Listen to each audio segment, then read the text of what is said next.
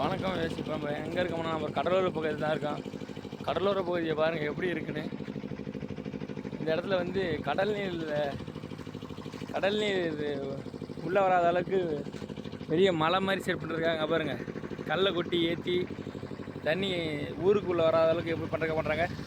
இதுதான் கடல் நீரை செய்கிறதுக்காக இந்த மாதிரி கல்கரை தான் செய்கிறாங்க. செய்கிறதுக்காக முறைகள் தான் எப்படின்னா பார்த்திங்கன்னா, இந்த உள்ள காமிக்கல கருப்பு கலரில் அது உள்ள மண், சிமெண்ட்டு, கல்லெல்லாம் கொட்டி 5 நாள் 6 நாள் வச்சு அதை எடுக்கிறாங்க. ஒரு வாரம் தான் இந்த கல் உற்பத்தி ஆகுது.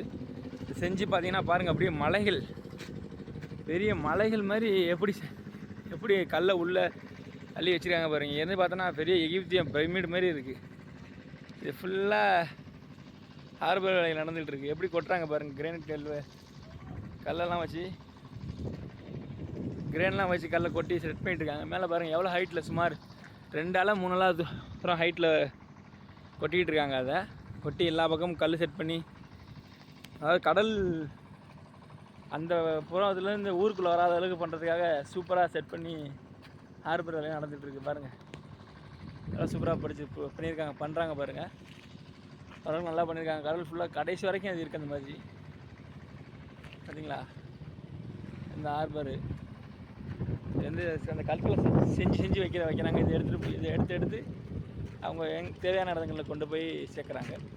முதல்ல காமிச்ச மாதிரி அதுதான் கற்கள் செய்யும். அந்த கற்கள் செய்கிறதுக்கான அந்த இடம் தான் பார்த்திங்கன்னா, கற்கள் செய்கிறதுக்கான இந்த நான் சொன்னேன்ல முன்னாடியே, எப்படி அதே ஷாப்பில் இருக்குது பாருங்கள்.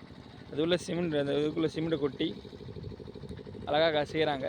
அதுக்கப்புறம் அது அப்படியே அந்த லாக் மாதிரி இருக்குது பாருங்கள். அந்த லாக்கை ஓப்பன் பண்ணி இந்த மாதிரி பிளப்பாங்க. மூணாக பிளந்தோம்னா அந்த கல் நமக்கு இந்த கல் உற்பத்தி ஆகும். இந்த கல் வந்துடும். இந்த மாதிரி கல் செட் பண்ணி அடுக்கி வச்சு நம்ம அந்த மாதிரி மலைகள் மாதிரி அந்த கல்லை அடிக்க வேண்டியதுதான். கடல் நீர் உள்ளே வர அளவுக்கு சூப்பராக அடுக்கி வச்சுருவாங்க.